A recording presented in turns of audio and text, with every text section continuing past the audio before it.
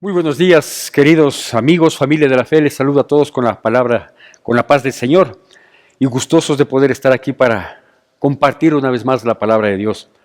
Todo lo que vamos dando, todo lo que Dios nos va mostrando, todo lo que Dios nos va diciendo, no solo para enfrentar el nuevo año, no solo para dar un giro en mejor, en pos del bien, de caminar siempre dentro de los parámetros de Dios, sino de que sea esto una constante en nuestras vidas. Revisaba antes de hacer esta grabación los temas que Dios ha venido inquietando, ¿no? Y veíamos, por ejemplo, la disciplina, el compromiso, el mucho fruto, que son las charlas que hemos dado antes. Y esta tiene igualmente una trascendencia especial. Más aún, cuando estamos pasando, y permítame hacer un pequeño paréntesis en este sentido, estamos pasando situaciones bastante difíciles en el mundo y en nuestro país, específicamente acá en el Ecuador, porque se ha disparado el número de contagios de este virus, de la nueva cepa, la Omicron, o combinación de dos cepas, alguna cosa así. Y nuevamente estamos atravesando esas situaciones que pensamos haberlas superado. Es decir, aquello que vivimos muchos meses atrás, de tener los hospitales saturados, de que hace una falta las camas de terapia intensiva, de las grandes colas afuera de los hospitales, en unos casos ahora inclusive de los centros de vacunación, en donde también se están haciendo pruebas por parte del Ministerio de Salud, pruebas que son insuficientes, no hay todas las pruebas que se requieren para las personas que tienen tal o cual síntoma, porque ahora hay una dificultad adicional. Y el problema es que los síntomas ya no son claramente identificables. Es decir, hay personas que dicen que tienen una ligera gripe aparentemente, hay personas que dicen que inclusive tienen problemas estomacales, hay personas que dicen que tienen solo mareos y hay otros, muchísimos, que no tienen ningún síntoma y que simplemente están contagiados, ¿sí? De tal manera que digo, este tipo de situaciones que nosotros estamos enfrentando hoy, nos tienen que impulsar a incrementar nuestra oración, a mantener la disciplina que la adquirimos hace aproximadamente 2 años, o que la sugerimos, perdón, hace aproximadamente 2 años, cuando en el mes de marzo del año 2020 nos pusieron esas restricciones bastante críticas, bastante forzadas, en vista del virus que comenzó a matar gente. Nos habíamos comprometido, entre muchas otras cosas, a tener un tiempo de oración, mismo que de parte de la congregación la recordamos todos los días, de que a las 9 de la noche nos reunamos, de ser posible, con toda la familia, y todos a esa hora, para que juntos podamos llegar con nuestro clamor a Dios.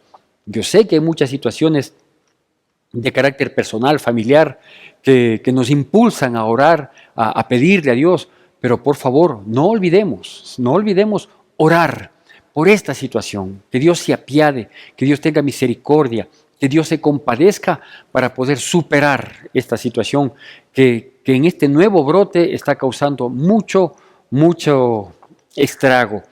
Obviamente sabemos también que los estragos están llegando de manera más fuerte y más amenazante a quienes en su momento no se vacunaron, por cualquiera sea el motivo, y aún a los vacunados con 1, 2, y no sé si es hasta 3 dosis, creo que no, pero los que aún ya tenemos las 2 dosis, las 2 primeras dosis, estamos expuestos y proclives a que nos contagie y que cause alguna situación que lamentar.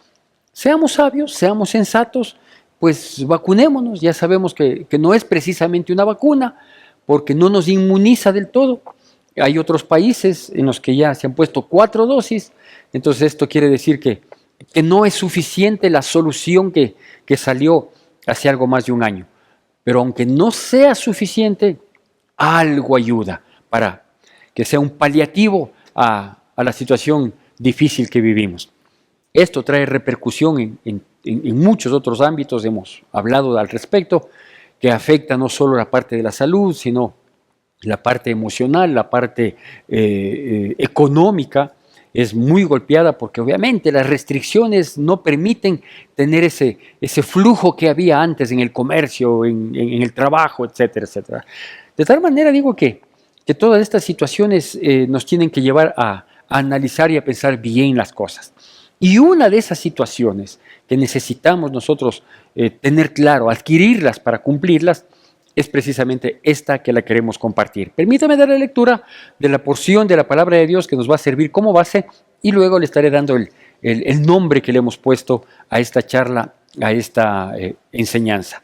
En el libro de Lucas, en el Evangelio según San Lucas, en el capítulo 14, me voy a permitir dar lectura al versículo 25 o hasta el versículo 33 y rogarle que por favor usted nos siga en su casa, con su Biblia, de ser posible, y si no, pues que siga con los versículos que van a salir en pantalla. Lucas capítulo 14, versículos del 25 al 33. La palabra de Dios dice así: Grandes multitudes iban con él y volviéndose les dijo: Si alguno viene a mí y no aborrece a su padre y madre y mujer e hijos y hermanos y hermanas, y aún también su propia vida, no puede ser mi discípulo. Y el que no lleva su cruz y viene en pos de mí, no puede ser mi discípulo. Porque ¿quién de vosotros, queriendo edificar una torre, no se sienta primero y calcula los gastos a ver si tiene lo que necesita para acabarla? No sea que después que haya puesto el cimiento y no pueda acabarla, todos los que vean comiencen a hacer burla de él y diciendo: este hombre comenzó a edificar y no pudo acabar. ¿O qué rey, al marchar a la guerra contra otro rey, no se sienta primero y considera si puede hacer frente con 10,000 al que viene contra él con 20,000? Y si no puede, cuando el otro está todavía lejos, le envía una embajada y le pide condiciones de paz. Así pues, cualquiera de vosotros que no renuncie a todo lo que posee, no puede ser mi discípulo. Bueno, este texto comienza con un aspecto bastante directo, bastante fuerte y bastante duro de ser reconocido, aceptado y cumplido mucho más. O aparentemente eso es lo que nos muestra. Cuando dice que efectivamente había mucha gente, multitudes que le seguían a Jesucristo en pos de sus enseñanzas, mucho más en pos de sus milagros, de los beneficios que en aquel entonces podían recibir, sea en el área de la sanidad, sea en el área de la alimentación, de la parte económica, por decirlo de algún modo, pero sobre todo en la guía, en la luz que necesitaban sus vidas para manejar. Mucha gente le seguía.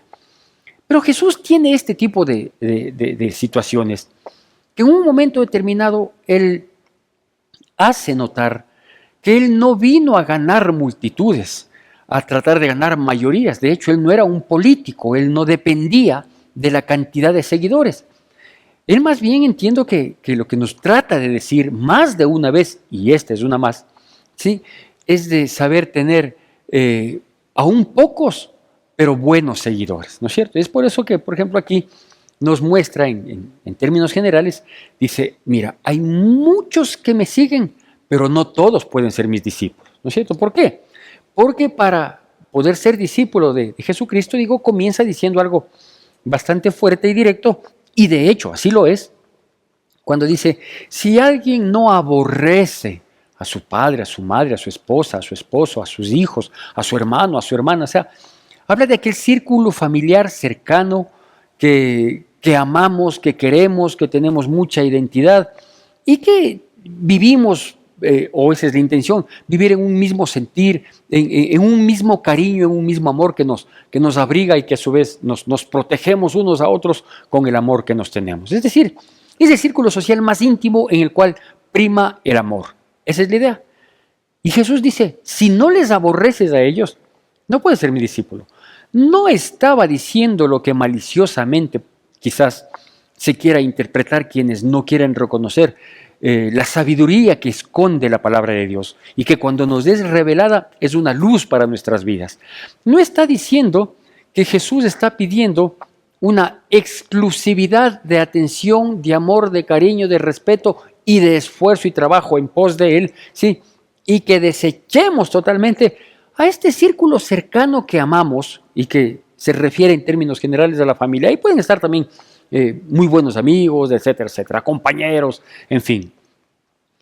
¿Por qué dice esto? Esa palabrita que dice ahí, si no aborrece, tiene mucha más relación con lo que implica tener en poco, ¿sí? Es decir, no es un desprecio, no se refiere precisamente, quizás la traducción no sea la más adecuada, pero no se refiere a un desprecio, a un desdén, a algo que inclusive nos causa algo de repudio.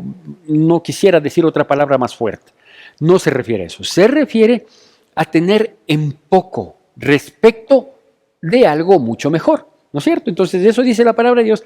Dice, si la entendemos en este sentido correcto, como debemos de entenderlo, dice, si alguno no tiene en poco a esas personas a quienes ama, a quienes aprecia, con quienes convive, con quienes se apoya, se identifica, en lugar de tenerme a mí como una prioridad, no tiene la condición de ser mi discípulo.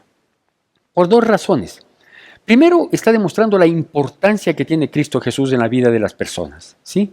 Es decir, Él sabe que cuando nosotros sabemos poner prioridades en nuestras vidas, sabemos armar prioridades de nuestras vidas, si en esas prioridades Él está primero, todo marcha bien, todo marcha bien. Y segundo, es necesario también entender que si bien ese círculo cercano es un círculo de amor, de afectividad, etcétera, etcétera, pues todos ellos, al igual que nosotros, dependemos de Dios. Es decir, con todos ellos, pero sin Dios, no sería lo que tiene que ser nuestro círculo social cercano. Yo no puedo llevarme bien con una persona, por más cercana que sea, padre, madre, cónyuge, hermanos, hermanas, ¿sí? Ni yo mismo podría manejar mi vida, porque también menciona, dice, ni su propia vida, ¿sí? Si es que no tenemos como prioridad, ¿sí?, a Cristo Jesús en nuestras vidas.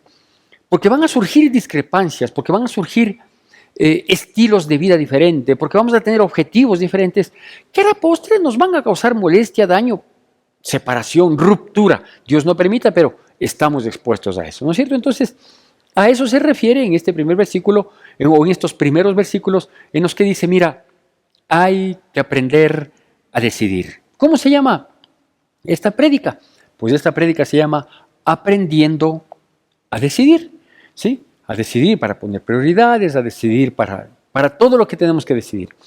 Todos los días tomamos decisiones. Yo escuchaba alguna vez, no sé qué tan cierto sea esto, y basado en qué lo dirían, pero alguna vez escuché, decía que los seres humanos, las personas que superan los 15, 16, 17 años, es decir, personas que ya comienzan a tomar decisiones, edades en las que se comienza a tomar cierto tipo de decisiones propias, ya no tanto en relación a otras personas, o ya no tanto que otras personas decidan en uno, como en el caso de los niños, pero a partir de los 15, 16 años dicen, escuché alguna vez, que en cada día nosotros tomamos aproximadamente entre 25 y 50 decisiones diarias, ¿sí? Desde las más simples y comunes, que podría ser ¿qué me pongo el día de hoy?, hasta las más críticas, graves, que podrían traer consecuencias o que nos benefician tremendamente o que terriblemente nos podrían afectar. No sé, digo, si hubo un estudio o es simplemente una apreciación, pero creo que sí está más o menos dentro de lo que podríamos apreciar, entre 25 y 50 decisiones diarias en nuestra vida. De tal manera que aprender a decidir no es solo un arte, sino es una derivación de la sabiduría que debemos adquirir de parte de Dios. Y eso es lo que nos muestra aquí. Y nos da inclusive un par de parámetros para que nosotros podamos manejarnos en este sentido. Toma como ejemplo una persona que tiene la expectativa de construir una torre, ¿sí? Y a esa persona que va a edificar una torre le dice, mira, ¿no sería mejor que te sientes y calcules si es que los recursos que se requieren son los recursos con los que vas a contar?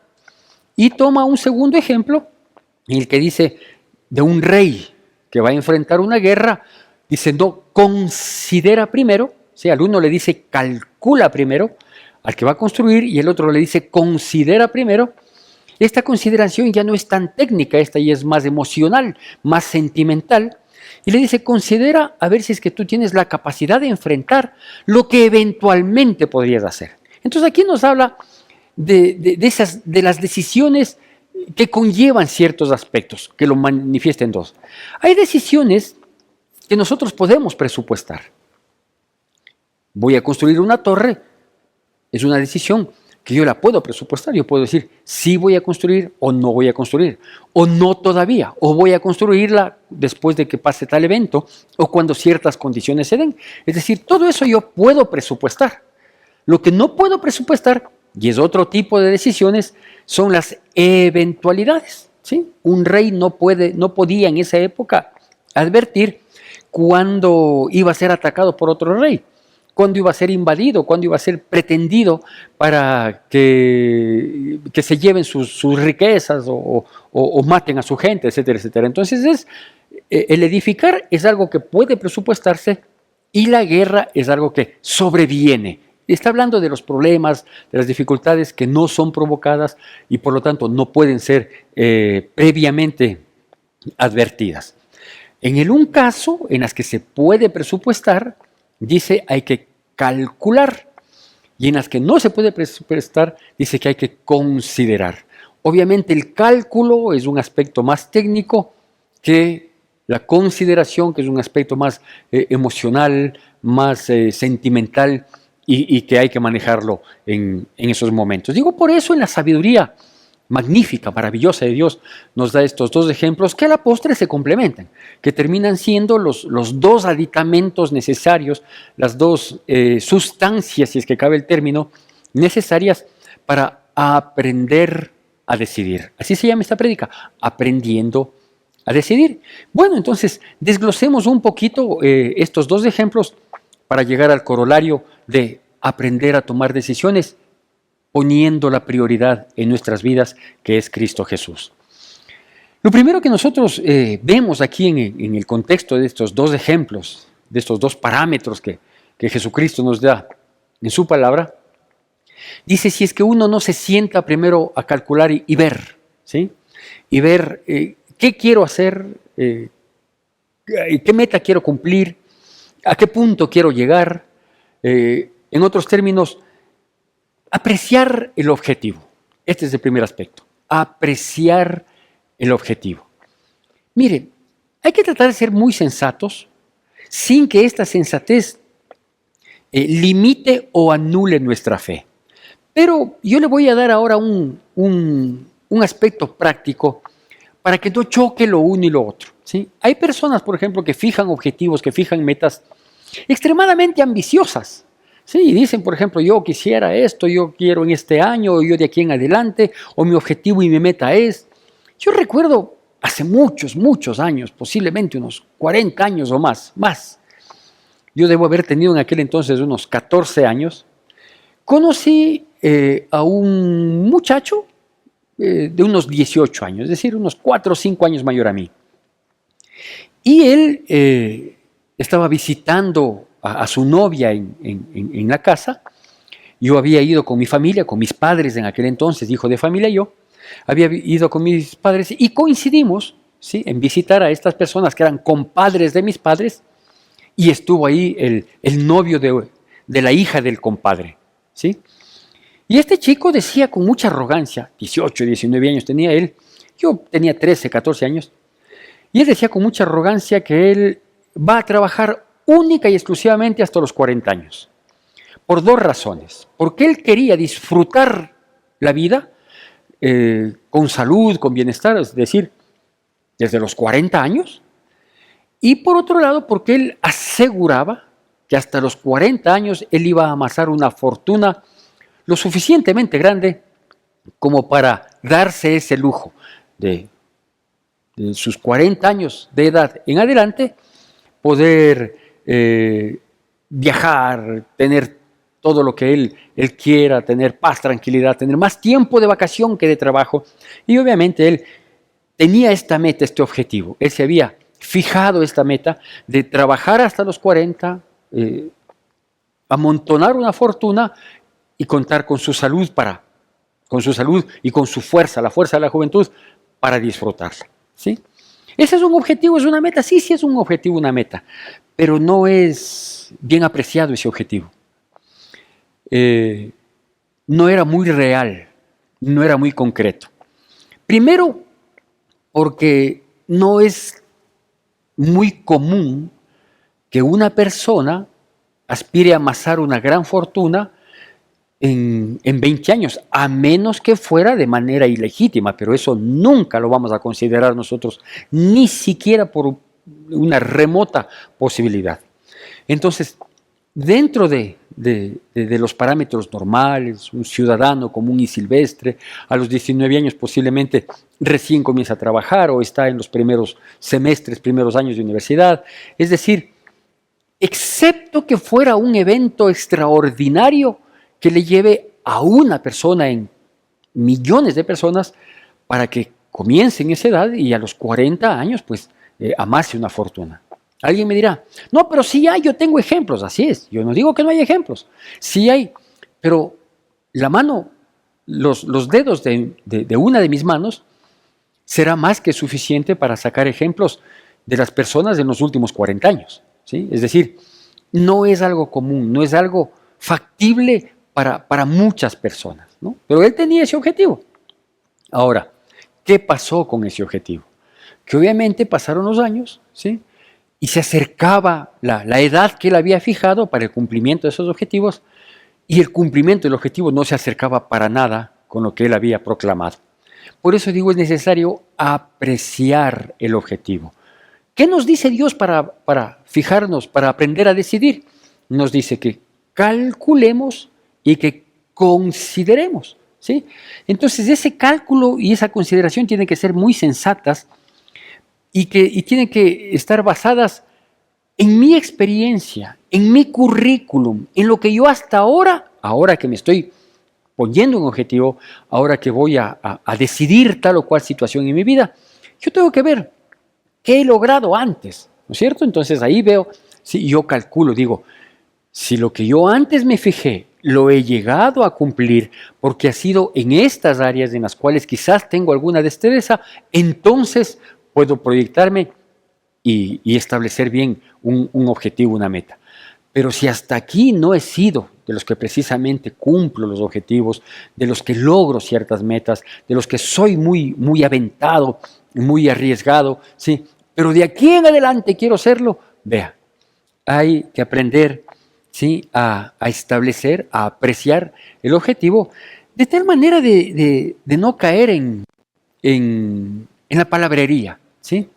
Eso en el cálculo. Y en cuanto a la consideración, hay que notar y saber si es que esa meta que quiero alcanzar, si esa meta la necesito o es simplemente un acto de vanidad, un orgullo, una comparación con otro, una malsana competencia con otra persona, ¿no es cierto? Entonces, me pongo esa meta, pero ¿necesito esa meta? ¿Voy a sacar un beneficio, un provecho en el evento de que llegue a cumplir esa meta? Entonces hay que saber estimar, apreciar los objetivos. El segundo aspecto que nos muestra esta palabra es que cuando el que pretende edificar la torre y que tiene que calcular para ver si es que los materiales le van a alcanzar, el presupuesto le van a alcanzar, sus condiciones económicas le van a alcanzar, es saber con sensatez, con sentido común, es saber que no solo yo puedo tratar de alcanzar una meta, sino que hay muchas personas que van a mirar ese proceso, que van a mirar, porque no podemos, no vivimos cada uno aislados en un mundo. Entonces de pronto yo digo, voy a construir esta torre, tomando el ejemplo bíblico, voy a construir esta torre. Y si no alcanzo a construir, la Biblia dice, se van a burlar de ti, van a decir, ve, comenzó y ahí dejó botando. Así es para todo. ¿Sí? Arrancada de caballos y frenada de burros, sabía decir mi madre cuando se refería a situaciones similares. Entonces dice, mira, no hay solo que saber apreciar el objetivo, sino evitar una desilusión. O inclusive yo me atrevo a decir, así se llama este segundo punto, evitar una desilusión. O yo digo, me atrevo a decir inclusive, evítate una frustración. Porque vea, cuando uno se desilusiona por algo que no lo logró, ya, se siente mal, lo que sea. Pero así como las ilusiones llegan, se acaban y nos desilusionan, también las desilusiones pasan. Pero las frustraciones, que es mucho más grave, esas pueden marcar nuestras vidas. Esas pueden estacionarnos definitivamente. ¿Sí? Entonces, yo prefiero decirlo solo así. Evítate una desilusión. ¿Por qué? Porque puedes ser burlado por ponerte metas como el ejemplo que yo me permití manifestar, que fue una realidad hace muchos años, ¿sí? De fijarse una meta demasiado ambiciosa, de tomar una decisión fuera de todo parámetro, de toda lógica, de toda posibilidad de cada uno, ¿no? Y claro, a la vuelta de la esquina, pues yo no sé qué le habrá pasado a esta persona cuando se le cumplió la edad que él se había establecido. No sé si llegó a alcanzar una fortuna o a lo mejor a los 38 años se quedó sin trabajo por varias circunstancias, se le vino abajo el negocio, yo no sé qué pasó. Lo que sí sé es que no cumplió, porque de haberlo cumplido, ¿sí?, con seguridad nos habríamos enterado. ¿Sí? Entonces, ¿qué explicación dio? ¿Qué justificación tuvo que hacerlo? Y volvemos una vez más al cálculo y a la consideración. Cuando nosotros vamos a fijarnos una meta y vamos a decidir hacerlo, y la manera de hacerlo, hay que calcular no solo la parte técnica, sino que hay que considerar lo que puede pasar más adelante. Yo tengo una experiencia no basado precisamente en este texto que estamos desglosando, pero por ahí del año 2017 hubo una necesidad que venía siendo necesidad desde un par de años atrás, 3 años atrás quizás aquí en la congregación. Yo como pastor de esta iglesia, necesitábamos renovar nuestra iglesia, el espacio físico de la iglesia. No había las condiciones económicas, yo estaba esperando que haya alguna condición, es decir, tener la capacidad de ahorrar un poco de dinero. Algo lograba en algún momento y aparecía algún gasto y se venía abajo el ahorrito, etcétera, etcétera. Había una necesidad imperiosa de hacer una transformación de la iglesia, no solo por el espacio que necesitábamos ampliarlo, sino por las condiciones de la construcción. La construcción era bastante vieja, de aquí de nuestra iglesia, de nuestra congregación. Esa construcción era bastante vieja, estaba bastante deteriorada y el techo era el que mayor problema nos estaba dando. En épocas invernales era un verdadero conflicto. Varias veces, a veces más de una vez a la semana, nos tocaba, después de un gran aguacero, barrer, sacar el agua, era todo un tormento. Entonces había que tomar una decisión. Y tomé la decisión en el año 2017 de reconstruir la iglesia. No avisoré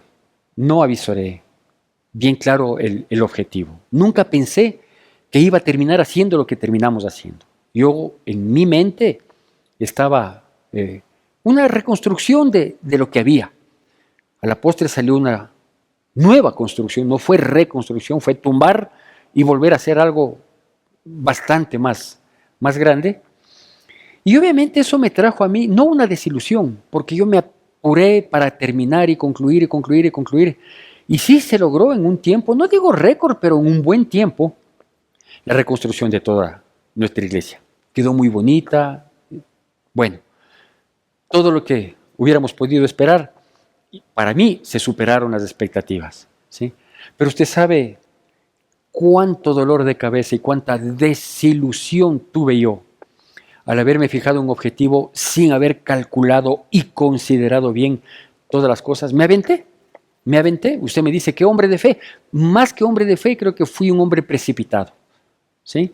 Luego entendí que fue de parte de Dios mismo este apuro, esta precipitación, porque eso pasó en el 2015 fue esta decisión que yo tomé.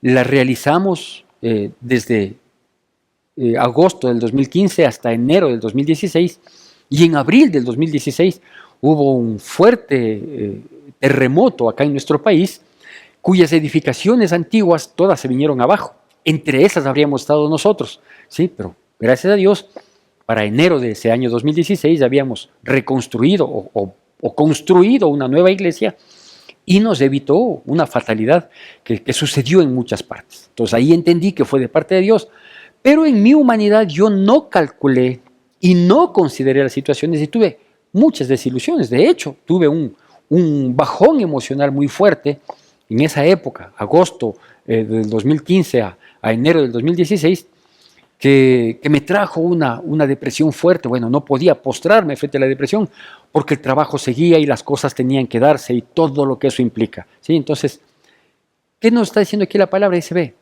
yo no fui burlado, gracias a Dios, por otras personas, como sugiere aquí la palabra, de decir, ve, comenzó a hacer la iglesia, le calculó demasiado grande, o se ilusionó con una iglesia demasiado grande, y ahí está botada, nunca logró nada. No, gracias a Dios se logró, claro. El, el pago del precio, no solo en la parte económica, sino en la parte emocional, en la parte ministerial, en todo, fue bastante grande. Por la misericordia de Dios nos ha sostenido, nos ha sustentado y hemos superado toda esta situación. Entonces, evítate una desilusión, evítate, aprende a decidir bien para que te evites una desilusión, saber con qué recursos cuento y con qué capacidades emocionales puedo contar en mi vida, y mi currículum me dará testimonio de aquello para poder enfrentar la situación. El tercer aspecto que hay que tener en cuenta es conocer nuestro potencial, conocer su potencial. Así le denominamos a este tercer punto, conocer su propio potencial, ¿no es cierto? Conocer su potencial. ¿Por qué? Porque en el siguiente ejemplo que nos muestra la palabra nos dice que qué rey, antes de salir a la guerra, al verse amenazado por otro, si no considera la situación para salir a enfrentarle con 10,000 hombres cuando el otro viene con 20. ¿Sí? Eso no quiere decir que el de 20 necesariamente tiene que ganarle al de 10, porque si hay una buena estrategia, porque si son unos más valientes, porque si conocemos las debilidades del otro, porque podemos sacar provecho de nuestras fortalezas, en fin, vea, estoy hablando en términos generales, pero hay que considerar esto, ¿no es cierto? Por lo tanto, uno tiene que conocer su potencial. ¿Sí? Yo asimilo esto, por ejemplo, a un partido de fútbol. ¿Sí? A un partido de fútbol en el que juega una selección muy conocida, muy famosa, que tiene un gran renombre y su palmarés es bastante generoso, versus al entusiasmo, la ilusión de aquella otra que uno que otro logro, una que otra felicidad pasajera nos ha dado y que a la postre hacernos de mucha expectativa, ¿no? Entonces hay que conocer el potencial. Yo he oído, por ejemplo, a los comentaristas deportivos, cuando hay este tipo de cosas, ¿no? Una potencia futbolística va a enfrentarse a una ilusionada selección, dicen, si empata en casa es un triunfo. ¿Qué significa eso? Conocer su potencial, conocer el potencial, ¿no es cierto? O sea, de qué he sido capaz y qué es lo máximo que podría lograr. ¿Para qué? Para no aventurarme y decir, no, nosotros aquí vamos a ganar, vamos a hacer la alineación, el arquero y 11 delanteros. Y a lo mejor terminamos con una gran goleada y por lo tanto con una gran vergüenza, una gran derrota. Entonces, el conocer el potencial es tener esa humildad de reconocer el currículum que nosotros tenemos, cuáles han sido nuestros logros anteriores, considerar también cuáles han sido nuestros rivales en la vida. No estoy hablando ya ahora del partido de fútbol, sino estoy hablando de lo que ha pasado en nuestras vidas, ¿sí? Y de lo que soy capaz, conozco mi potencial, ¿no es cierto? Yo sé cuándo me porto fuerte, yo sé cuándo estoy en condiciones óptimas y sé también cuándo más bien debo tratar de manejarme con cautela. Eso dependerá inclusive de la cuestión salud física, de la salud anímica, del entorno que tenemos, de las personas en quienes pensamos apoyarnos, ¿sí? Etcétera, etcétera, etcétera. Entonces, conocer el potencial es algo bueno para aprender a decidir. Y el cuarto y último punto es manejarse en su límite, manejarse en su límite. El entusiasmo es una falsa expectativa. El entusiasmo es una falsa expectativa.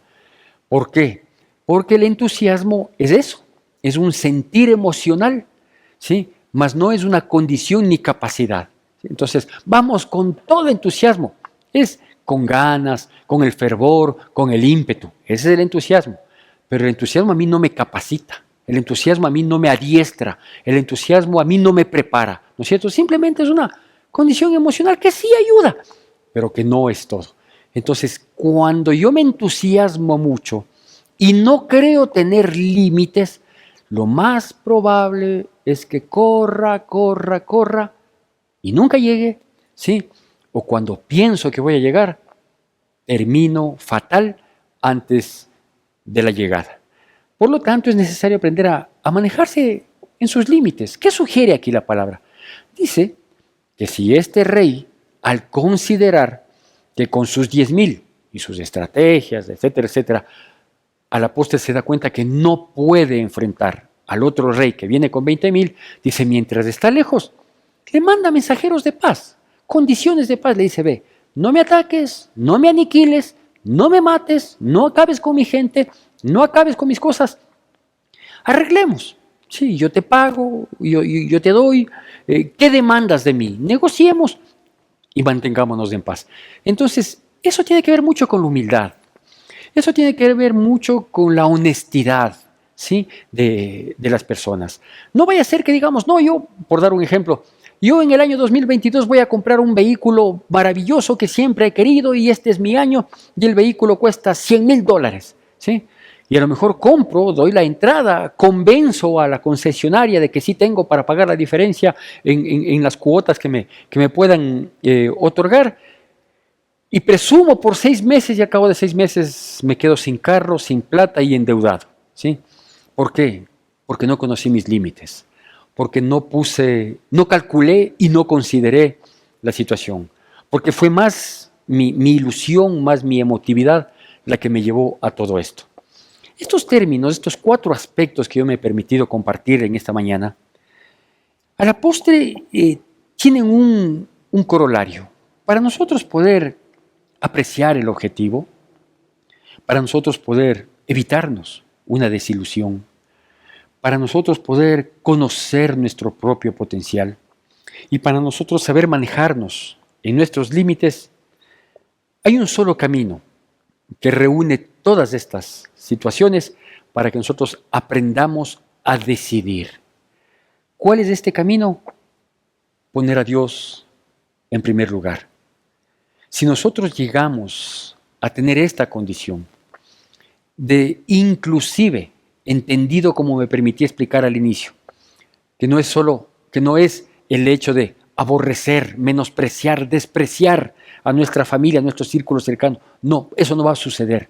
Eso Dios no estaba diciendo, por eso digo, en la traducción posiblemente hubo un poquito de exageración al poner esa palabra. Lo que estaba diciendo es, tienes que considerar en menos a ellos, a pesar del amor, cariño, entrega, compromiso que tienes con ellos, tienes que considerar que ellos son poco en comparación a Dios.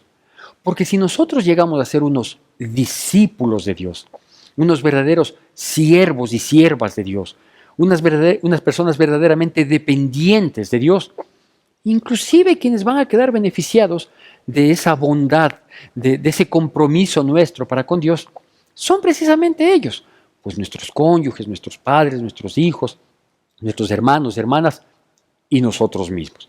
Así que aprendamos a decidir, primero Dios y el resto que espere. Que Dios bendiga poderosamente nuestras vidas en Cristo Jesús. Todo lo puede tu amor, todo lo mueves con tu mano para dar bendición. Hasta el mar se abrirá para que yo pueda pasar. Por eso mi voluntad es para ti, a tus pies, a tus pies, a tus pies, oh Señor.